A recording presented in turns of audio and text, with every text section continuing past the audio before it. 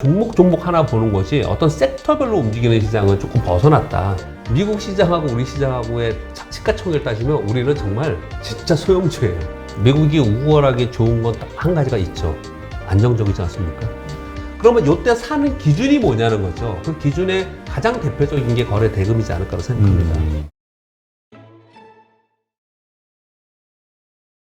이번에 이제 미국에 투자하는 그 많은 기업들 가운데 또 우리가 주목을 받고 있는 게 현대차잖아요. 8조 원을 뭐 미국에다 투자하겠다. 물론 노조에서는 좀 뭐 반대하고 있습니다만, 사실 바이든 대통령이 지금 그 중국과의 어떤 경쟁에서 전기차 특히 배터리 이런 경쟁에서 뒤지고 있는 걸 인정하면서 용납하지 않겠다 이런 말을 하면서 여기에 대한 기대감들이 좀 커져가고 있는 상황이고요. 그 다음에 미국 시장이 엄청 커질 거고 아직 그 전기차 보조금에 대한 이게 그 기준이 만들어지지 않았지만 이걸 타기 위해서는 미국에서 만들어야 되잖아요. 그렇습니다. 그러니까 하여튼 이러저러한 것들을 봤을 때 현대차의 미국 진출은 정말 긍정적이다라고 보는 게 일반적이죠. 그렇습니다. 그런데 시장에서 외국인들은 그렇게 별로 이렇게 호재로 보지 않는지 매도를 한단 말이죠. 이건 왜 그런지 가끔 의문이 들 때가 있거든요. 그것도 저는 삼성전자하고 비슷하게 생각하는데요. 하나는 우리 시장이 팔 때 코스피 200 안에 있는 종목을 파는 거에 시장 영향을 받는 부분이 외국인들 매도를 해석을 한다면 그런 부분이 저는 있을 거라고 생각을 하고요. 자동차 메이커들이 미국에 가서 미국 시장이 어마어마하게 큰 시장이기 때문에 거기서 이제 세제 혜택도 받고 보조금도 받고 하기 때문에 향후에 좋을 것이라고 하는 부분에 일반적인 생각들이지 않습니까? 그런데 그렇죠. 경쟁이 무지하게 심해요. 일단 기본적으로 경쟁이 무지하게 심하다라는 게 뭐 아까 그 테슬라 말씀드릴 때 말씀드렸지만 테슬라만이 아니고 지금 어떻든 GM이나 포드나 이런 쪽에 계속 밀고 있잖아요, 미국이요. 근데 그런 경쟁의 부분을 생각하는 것이 있다고 생각하고요. 또 한 가지는 저는 어떻게 좀 따로 생각하냐면요. 우리가 정말 지금 어려운 국면인 것 같습니다. 미국에 들어와서 공장 짓고 해라, 세제 혜택 주고 보조금 주고 한다. 그래서 미국을 우리가 안 들어갈 수도 없지만 그랬다가 정말 큰 시장이 있잖아요. 중국과 인도가 있지 않습니까? 그렇죠. 중국과 인도를 놓치는 상황이 되면은 그러면 거기서 늘어도 여기가 줄잖아요. 이게 굉장히 지금 딜레마이고 이건 제가 감히 증권사 일개 증권사 직원이 논할 문제가 아닌 것 같아요. 이건 굉장히 정치적인 문제인 것 같고요. 한편으로는 미국에 가서 미국에서 뭐 또 이익이 난다 하더라도 그 놓치는 시장 부분을 분명히 생각을 해야 될 거라고 생각이 듭니다. 그래서 우리가 사실 중국이나 그리고 현대차 같은 동남아도 굉장히 많이 팔고 특히 인도는요. 휴대폰하고 비교를 해볼게요. 이 전 세계 애플도 그렇지만 우리나라 삼성 안드로이드 폰도 인도에 진출하려고 어마어마하게 노력을 많이 했고 그리고 중국의 메이커들도 굉장히 그쪽을 많이 들으려고 하잖아요. 그만큼 시장이 크기 때문에 그러잖아요. 그거는 그 시장이 컸던 건 왜 그러냐면 미국이나 중국이나 한국이나 이런 소위 조금 잘 사는 나라들은 휴대폰을 다 가지고 있잖아요. 그래서 사실 스마트폰의 전체 판매량은 다 줄고 있습니다. 근데 이제 얘들이 이익이 나는 거는 뭐 다른 뭐 앱도 있고 다른 걸로서 이익이 나는 거지 전체 판매는 줄어드는 거거든요. 고가 사양품 뭐 이런 것들 때문에 이익이 나는 거지. 똑같이 새로운 시장에서 더 많이 팔 수 있는 데를 계속 생각을 해야 되는데 그런 의미에서 중국과 인도나 이런 동남아 시장에는 우리가 분명히 놓칠 수 없는 시장인데 미국만 바라보고 갈 수 있느냐 플러스 마이너스 분명히 있을 것이라는 해석이 한쪽으로 분명히 있을 것이라고 생각을 합니다. 그래서 즉 반도체 쪽은 좀 아니겠지만 자동차 쪽은 외국인들의 시각은 저는 이럴 거라고 생각합니다. 외국인들 시각에서는 미국에서 많이 판다고 했다 하더라도 전체적으로 아시아 시장에서 만약에 감소하는 부분들을 생각을 해봤을 때 전반적으로 그러면 자동차 섹터가 향후에 전기차나 이런 성장성은 분명히 있지만 전체 매수로 따졌을 때 미국만 갖고 얘들이 갈 수 있을까라는 부분들을 좀 의심하는 부분도 분명히 있지 않을까 생각합니다. 그러니까 결국은 그 미중 갈등 여기에서 이제 우리가 분명히 한쪽을 좀 집중했을 때 얻을 수 있는 파편, 그 부작용에 대한 생각을 하고 있다. 이렇게 이해를 하면 되겠군요. 아직은 이제 금리 인상 불씨가 좀 살아 있고요. 근데 또 그 이렇게 보시는 분들도 있더라고요. 아까 부장님 말씀하셨듯이 경기가 좋아지는 측면에서 첫 번째 금리 인상은 오히려 주식시장을 상승시키는 요인이 되지 하락은 아니다. 뭐 이렇게 얘기하시는 분들도 있던데요.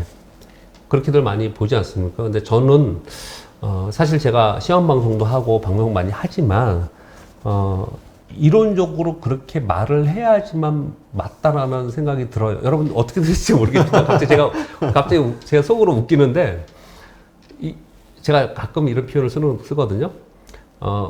모두 다 틀린 거에 틀릴 때 같이 틀리는 거는 욕 안 먹거든요.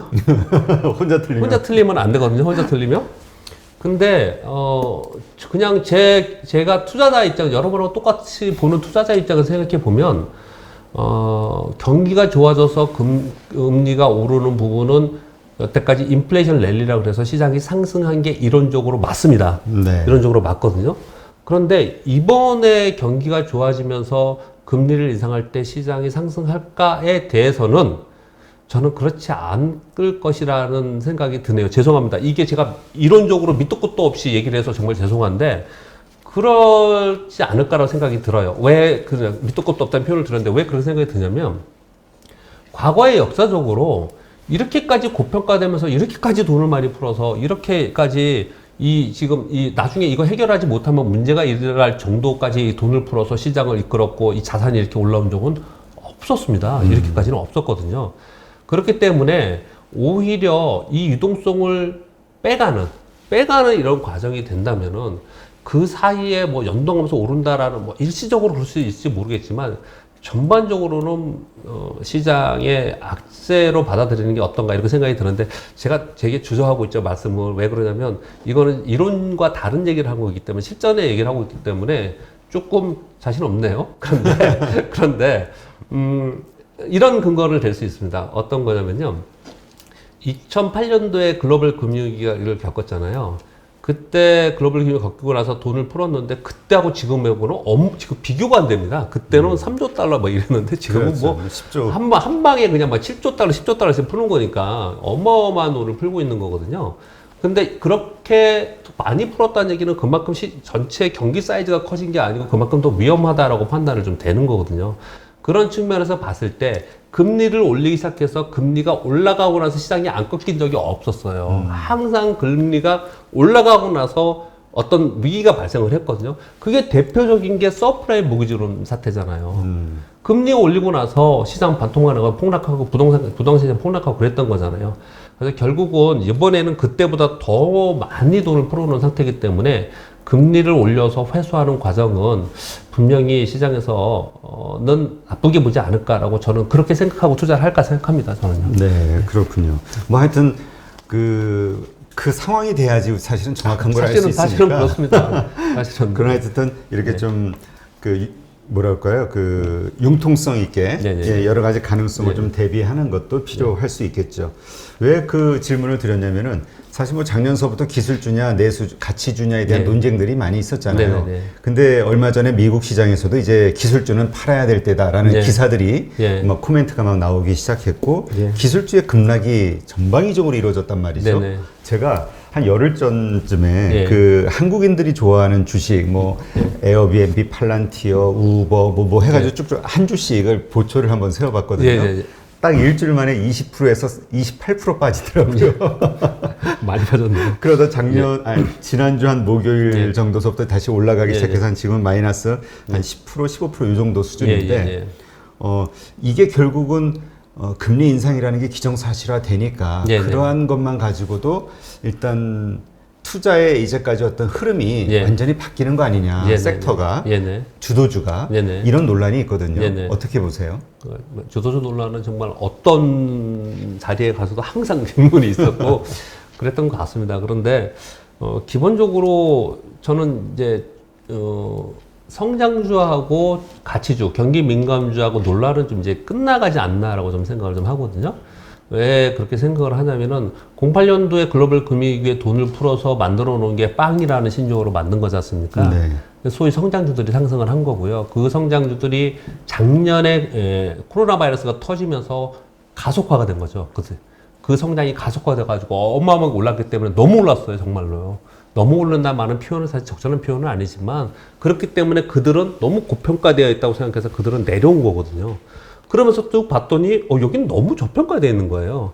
그러다 보니까 이제 가치주들은 올라와가지고 어느 정도 이걸 맞추는 건데 저는 항상 이런 표현을 좀 드리는데요. 성장주라고 표현하는 빵주, 아마존이나 뭐 아무튼 여기에 여행주나 항공주하고 비교를 해봤을 때 얘들이 10에서 지금 한 8까지 내려갔다고 칠게요.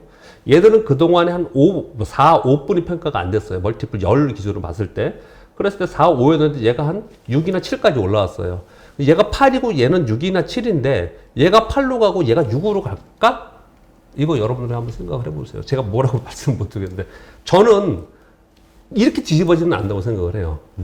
왜냐하면 얘들의 성장주는 기본적으로 얘들이 이렇게까지 올 수 있었던 거는 세상의 변화에 순응하면서 4차 산업의 변화에 따라가면서 가는 섹터들이었기 때문에 그렇게 간 거였어요. 이쪽에 경기산업주들이나 가치주들은 특히 첫 번째 가치주하고 경기산업주하고 좀 구분하겠습니다. 가치주들은 저평가였기 때문에 그만큼 가치평가를 받으면서 올라온 거예요. 그 이후에 성장이 없으면 얘는 안 되는 거고요. 그렇죠. 경기민감주는 이제 글로벌 경기가 좋아진다면서 금리가 오른다고 하면서 더 올라갈 여유가 있는 거예요. 그래서 그들이 더 오르는 거고 소위 이렇게 따지면 됩니다. 우리 그 우라가미 군유의 주의사항의 4개에 보면 금융장세에서 실적장세로 넘어가는 전반기에 산업재들이 올라간다고 그러고 경기민감주에 원재료들이 올라간다고 했는데 그런 것들이 막 올라갔거든요. 그리고 이대로 경기가 좋아지면 앞으로 올라갈 것들은 뭐냐면 소위 완제품들, 자동차나 이런 게 올라갈 가능성이 상당히 있거든요. 그런데 이들이 나중에 올라가면서 얘들이 그냥 꺾이느냐, 이런 장이 앞으로 계속 이어질 거냐는 저는 이제 이런 논란에서 좀 이제 바뀌었다고 생각하는데, 왜냐하면 얘들도 많이 올랐어요. 얘들도 상당히 올라온 상태예요. 그래서 양쪽 다 좀 올라온 상태에 있기 때문에 시장이 지금 주춤주춤 하는 거예요. 그래서 이제 우리는 이제 무슨 이론이 뭐가 중요하겠어요? 내가 지금 뭘 투자해야 되고 내가 뭘 갖고 있어야 돼 말해야 돼, 이게 중요하지 않습니까? 그렇죠. 그런 판단에서 봤을 때 기존의 주도주에 내가 아마존을 갖고 있었는데, 애플을 갖고 있었는데, 삼성전자를 갖고 있었는데 내가 물렸다. 나 이거 팔고 경기민감주에 가야 되느냐를 따졌을 때는 아까 말씀하신 것처럼 그쪽이 많이 빠졌어요. 벌써 2개월, 3개월 동안 빠졌고 기간의 조정이 있었고요. 그렇죠. 그리고 주가의 조정도 있었습니다. 그럼 얘들이 10에 있을 때는 고평가였지만 지금 7이나 6까지는 안 내려갔습니다. 한 8이나 7까지 내려왔다. 그러면 얘네들이 가격 메리트가 다시 생기는 거예요. 그렇기 때문에 얘는 여기서 더 이상 많이 안 빠지고 터닝할 개연성이 상당히 있기 때문에 자칫 잘못하면 거꾸로 갑니다. 그런 부분들을 생각해 봤을 때 향후의 성장을 너무 단기적으로 보지 마시고요. 향후의 성장을 계속 끌고 가는 섹터에 있는 것들은 저는 비중을 너무 많으면 좀 조절해야겠지만 가져가는 게 맞다고 좀 생각을 하고 있고요. 이쪽에 경기민감주에 있는 것들은 지금 현재에서 트레이딩 해야 된다고 맞다고 생각하거든요. 자, 그러면 결론적으로 이거에 이제 이 논란은 이제 좀 벗어나 있고요. 이렇게 벗어나고 지금부터는 뭘 해야 되냐면은 지금부터는 시장이 여기서 경기가 좋아진다라고 해서 경기 민감주가 올라간 대형주나 이런 것들이 있잖아요. 그런 것들에서 벗어나서 자기 가치보다 덜 오른 애들이 있어요. 이런 애들이 지금 오르고 있는 거거든요. 그래서 여러분 잘 보시면요. 대형주 말고 중형주 중에서, 그리고 시장에서 맨날 각광받았던 게 아닌 그 밑에 있던 섬유, 의류, 이런 식품 이런 거 있잖아요. 이런 것들이 오르기 시작을 한 거거든요. 그런 차원에서 이제부터는 정말 종목 하나 보는 것이 어떤 섹터별로 움직이는 시장은 조금 벗어났다. 그렇게 생각을 하고 있습니다. 그러면 이제 덜 오른 종목들이 순환매 되는 그런 성격으로 봐야 된다, 이렇게 보시는 거군요. 그렇게 보고 있습니다. 그러니까 많은 분들이 일단 무엇을 샀든 이익을 본 분들이라면 이 시장이 좋은 거고 이 주식이 좋은 거죠. 맞습니다. 근데 손해를 봤으면 이게 그러다 보니까 이제 최근에 올해 들어온 분들이 특히 좀 많이 물리다 보니까 역시 투자는 미국에 해야 되는 거 아니냐. 한국은 국매도 불공평한 공매도 제도부터 시작해가지고 이러저러한 논란들, 그다음에 거버넌스 이슈라든가, 그다음에 또 우리 저평가 받는 어떤 그 신흥국 지수라든가 이러저러한 것들 봤을 때 역시 투자는 나스닥에 해야 돼, 뉴욕 지수에다 해야 돼, 이렇게 보는 분들이 있거든요. 한국과 미국 시장 어떻게 봐야 될까요? 미국이 정말 우월하게 좋은 시장일까요? 미국이 우월하게 좋은 건 딱 한 가지가 있죠. 안정적이지 않습니까? 남들 예를 들어서 위기가 생겨요. 지금 금리 인상해갖고 이래서 위기가 생기면, 그러면 심지어 이머징 국가들은 반토막도 납니다. 미국은 한 15% 정도 빠질 가능성은 있어요. 상대적으로 위험할 때 더 안정적이니까 미국이 좀 안전한 것도 있고요. 또 올라갈 때도 미국이 더 많이 올라가지 않냐? 그러면 진짜 결론적으로 이렇게 얘기하다 보니까 제가 생각하기에도 미국이 더 좋아 보이네요. 그런데 어떤 차이점이 있냐면 이런 차이점이 좀 있습니다. 삼성전자를 놓고요. 삼성전자 후반 기업의 하나를 놓고 볼게요. 제가 늘 이런 표현을 드리는데, 미국 시장하고 우리 시장하고 시가총액을 따지면요, 우리 전 세계 시장에서 우리 시장이 절대 작은 시장은 아닙니다. 그렇죠. 그런데 미국 시장하고 우리 시장하고의 시가총액을 따지면 우리는 정말 진짜 소형주예요. 그렇지 않습니까? 우리는 지금 얼마입니까? 지금 코스닥의 전체 시가총액이 700억 되나요? 700조. 조. 예, 조고요. 그리고 코스피가 1600조 뭐 이렇게 되지 않습니까? 1600조. 정확한 수치는 잘 모르겠네요. 예, 저 지금 요즘에 못 봤으니까요. 그런데 미국은 한 개 기업이 1200조잖아요. 1000조가 넘잖아요. 한 개 기업이. 미국 나스닥이 1위부터 10위까지를 시가총액 다 더하면 요즘 빠져갖고 좀 모르겠는데 제가 얼마 전인가 한 달 전인가 더해 본 적이 있는데 얼마냐면요. 1경입니다. 1경. 달러. 9,800조. 우리나라 9,800조요. 이거 비교가 안 되는 시장이에요. 당연히 그쪽이 훨씬 더 안정적으로 움직이겠죠. 미국 시장이라고 해서 우리는 맨날 선두에 있는 종목을 보고 전체 시장을 봐서 그렇지 그 아래에 있는 종목들은 우리보다 훨씬 등락폭이 심합니다.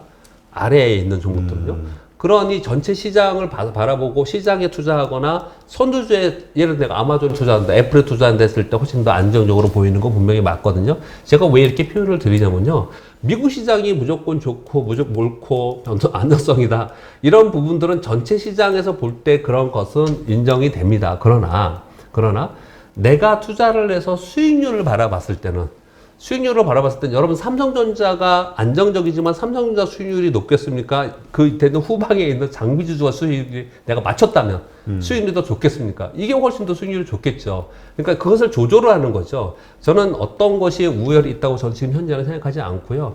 그런 차이점이 있다. 리스크와 수익률에 대한 차이점이 있다라고 저는 얘기 드리고 싶습니다. 네. 그러니까 이게 대부분 미국 시장을 네. 좋게 보는 분들의 네. 그 특징을 보니까 네.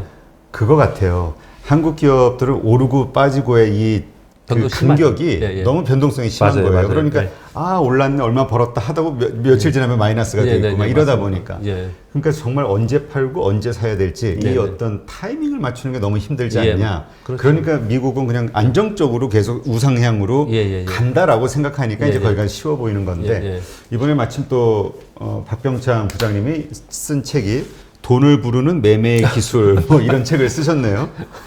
예, 그러니까 여기에도 나와 있는 것처럼 어떻게 최적의 매수 타이밍 또 매도 타이밍 이걸 어떻게 우리가 잡을 수 있을까? 개인 투자자들이 주린이들이 좀 쉽게 잡을 수 있는 방법이 있을까요? 저는 어떻게 생각을 하냐면요. 어떻게 하다 보니까 저는 야전에서 지점장 생활을 10몇 년 했는 것 같아요. 아, 그래요? 그러면서 지점 거의 대부분 제가 국제부에 잠깐 있었고요. 대부분은 지점에서 그냥 똑같이 투자를 하고 있고 저도 지금 투자를 하고 있고 고객분들 투자를 해주고 있고 그래요. 제가 왜 이 말씀 드리냐면요. 여러분하고 똑같은 고통을 느끼고 있습니다. 똑같이 힘들어하고 똑같이 시장에서 판단이 어렵고 이렇게 와서 저는 시황을 이렇게 봅니다. 매매는 이렇게 합니다. 매매 타이밍 이렇게 합니다. 이렇게 말씀을 드리지만 실제로 투자할 때는 저 역시도 굉장히 고민이 많이 되는 건 현실입니다. 그렇지 않다라고 얘기하면서 자신있게 얘기하는 분들이 있으면 사실은, 물론 뭐 방송에서 솔직하게 얘기할 필요는 없으니까 그렇게 얘기를 할 수도 있겠고요. 또는 자기가 매매를 안 하는 사람들이 있어요. 자기는 매매를 직접 하지 않는 사람은 심리적으로 그게 어떤 건지 잘 모른다고 저는 생각을 하거든요. 그러면서 뭐 책 소개를 해주셨는데, 다행히 여러분들이 되게 사랑해 주셔가지고 4일 만에 베스트셀러 1위에 지금 올라와 있어요. 그래요? 그런데 지금 지난주 목요일에 나왔거든요. 이 책을 왜 쓰게 됐냐면요. 완전한 기술적 분석 위주로 좀 돼 있는데요. 보통 이런 질문을 되게 많이 받습니다. 지금 주식, 여러분 똑같이 지금 주식 팔아야 되나요? 이거 사야 되나요? 지금 어떻게, 이걸 모르는 거예요. 근데 그거는 저한테 물어보면 안 되고 누구한테 물어봐야 되죠? 가치 분석을 하는 애널리스트한테 사실 물어보는 게 맞는 거거든요. 왜냐면 그 기업의 적정 주가라는 게 가장 중요한 것이니까 그게 기본으로 깔려 있어야 되는 거예요. 그런데 시장은 아까 말씀하신 대로 시장은 어떤 주식이 있는데 지금 2만 원인데 여러분 그 애널리스트 자료도 그 보고서 보세요. 2만 원짜리인데 목표 주가 4만 원, 5만 원 이렇게 너무 많지 않아요? 야 이거 뭐 근데 4만 원이라는데 주가는 왜 맨날 빠져? 이러지 않습니까?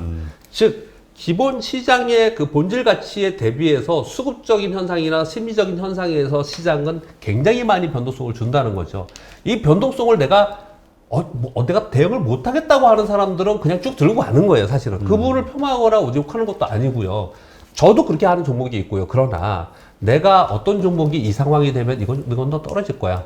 떨어질 때 내가 예를 들어서 2만 원에 떨어진 걸 팔아가지고 15,000원에 사면은 그것도 투자해서 이익인 거거든요.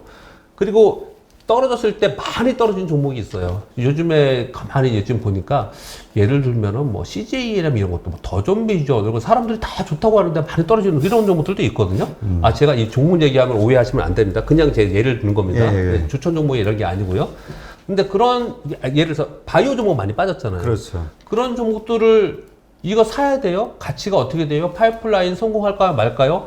이거 우리가 너무 어렵거든요. 너무 어렵거든요. 그런데 우리가 알 수 있는 건 있습니다. 누군가 딴 애들이 나보다 정보가 있거나 딴 애들이 사는지 안 사는지는 눈으로 볼 수 있죠. 눈으로 볼 수 있습니다. 눈으로 뭘 볼 수 있느냐?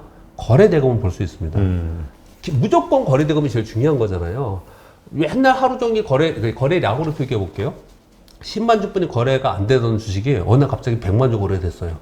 그러면 무슨 모멘텀이 생겼든지 누군가 사러 들어왔든지 무슨 변화가 생긴 거지 않습니까? 그렇죠. 이게 기본적인 포인트예요. 무조건 거래량, 거래 대금으로 매수 신호를 보든 매도 신호를 보든 그 기준으로 삼는 건 맞거든요. 근데 거래량, 거래 대금이 장중에 어떤 흐름으로 나타나는지 또 누가 샀는지 또 얘들이 어느 정도 사면 되는지 또 얘네 트릭이 뭔지 이런 것들은 정말로 매매를 하면서 자기가 익히는 거지 않습니까? 그렇죠. 그런 익히는 것에 대해서 제가 설명을 좀 한 거고요. 아까 질문에 답변을 드린다면 기본적으로 어떤 주식이든지 간에 나 혼자 들어가 있으면 안 돼요. 먼저 우리 고쳐 쓴다고 나 혼자 만약에 하시려면 아까 말씀하신 대로 한 주씩 사세요. 한 주씩. 저는 어떻게 하냐면 저도 보초벽이라는 표현을 쓰는데 1,000만 원치 살 거다. 예를 들면 그럼 100만 원치 사는 거예요. 100만 원치를 사가지고 올라. 그럼 또 사고, 올라 또 사고. 물론 어느 순간 이상이면 파면 안 되겠지만 내가 원하는 그 모양이 나올 때 사는 거거든요. 이번에 마이크 버리가 테슬라에 공매도 했다고 했죠. 그러니까요. 이번에 공매도 처음 한 거 아니에요, 여러분. 지난번에 저 위에서 $800, $900 공매도 했었어요. 700에서 800 넘어갈 때인가 했었거든요. 테슬라. 예, 테슬라 공매도를 했었어요. 그리고 나서 그걸 청산했겠냐? 아니에요. 그러면 내가 생각을 해보면 $700에 공매도 했는데 이게 $900 넘어갔단 말이에요. 그러면 이 사람 손해봤죠. 네. 그러면 물타기를 하든지 어떤 공매도를 또 때리고 내가 내려갈 거라고 생각했는데 올라가네? 그러면 나는 더 공매도 해야 돼. 이렇게 여러분 생각하시죠. 그렇게 안 합니다. 그렇게 안 해요. 제시 리버보우라고 공매도에 전 세계에서 역사적으로 가장 공매도 잘했던 사람, 물론 나중에 견조사를 하고 그랬지만은, 그 사람이 매도할 때도 그 책을 읽어보면은, 내가 원하는 하락이 나올 때 더 매도하고 이렇게 하는 거거든요. 주식도 똑같이 매수할 때 이걸 뒤집어서 얘기하면은, 지금 나 이거 사고 싶어. 근데 100주만 샀어요. 또 떨어지네? 그래? 그럼 평균단가 맞춰야지. 떨어지나 평균단가 맞죠? 이렇게 하지 않아요. 전 세계 투자 그룹들도 그렇게 하지 않고 샀는데 예상대로 많이 올라와 주네? 예상대로 내 생각대로 그림이 그려져 주네? 이랬을 때 추가적으로 사는 이런 전략을 가져가거든요. 그러면 이때 사는 기준이 뭐냐는 거죠. 그 기준들을 명확히 가지고 있어야 되는데 그 기준의 가장 대표적인 게 거래 대금이지 않을까라고 생각합니다. 그러면 이제 보통 거래 대금과 거래량을 이제 같은 의미로 봐도 되겠죠? 예전에는 같은 의미였는데 요즘에는 조금 다르게 봐야 되는 거고요. 전체 시장에서는 특히 여러분 시장을 가지고 시장 ETF 거래 많이 하시잖아요. 네. 시장 ETF에서는 같이 보시면 안 되고요. 요번 책에도 그렇게 써놨는데 왜 그런 일이 벌어졌냐면은 그 몇백 원짜리 동전주 있죠.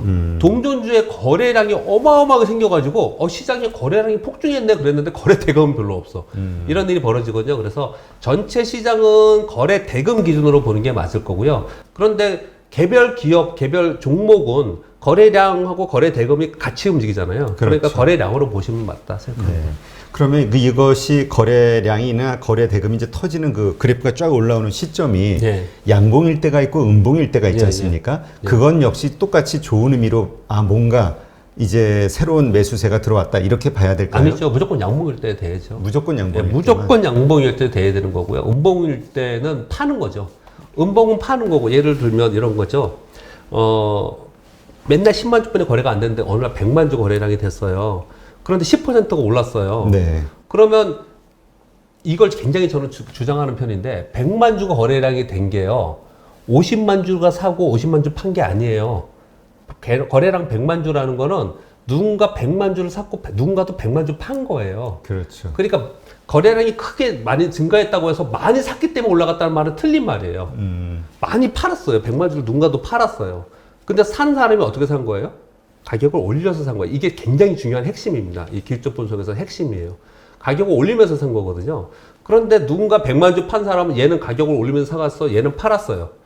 얘가 공매도 세력을 생각을 해볼게요. 그러면은 얘들은 전부 다 손해본 거잖아요. 즉, 음봉이 났다는 얘기는 10% 빠졌다는 얘기는 거래량 100만 주에 100만 주 산 사람도 있지만 100만 주 판 사람도 있는데 산 사람은 전부 다 물려 있잖아요. 그렇죠. 그럼 나중에 올라갈 때 이건 다 매물이지 않습니까? 그래서 양봉을 기준으로 전부 다 하는 것이고요. 그리고 종목들을 보시면 여러분들이 거래하실 때 잠깐 말씀을 좀 드리면 그냥 종목 이렇게 차트나 물론 기본적 분석을 많이 하시지만 가끔가다 이렇게 차트 보시잖아요. 그럼 내가 이거 사야 되냐 말아야 되느냐 아니면 어떤 종목 위주로 했을 때 내가 단기적으로 수익을 낼까 하실 때 거래량 폭증하는 종목만 맨날 체크를 하세요. 그냥 거래량 폭증하는 종목만. 그렇게만 하셔도 충분히 절대 시장이 거래량을 피해서 가지지 못하기 때문에 뭐 좋은 종목들이 내 눈에서 벗어나지 않을 거라고 저는 생각을 합니다. 네. 지금 뭐 말씀해 주신 그 팁이 네. 상당히 그 실용적이어서 아마 많은 주린이 분들에게는 큰 도움이 되지 않았을까 생각이 됩니다. 네. 뭐 말씀을 나눌수록 자꾸 막 궁금한 게 생기는데요. 네. 하여튼 그 돈을 부르는 매매의 기술 뭐 이미 베스트셀러 진입하셨다니까 일단 축하드립니다. 감사합니다. 네, 정말 많은 분들이 도움 얻으셨으면 좋겠고요. 네, 오늘 정말 좋은 인사이트 이렇게 함께 해주신 교보증권의 박병창 부장님께 감사드립니다. 네, 수고하셨습니다. 감사합니다.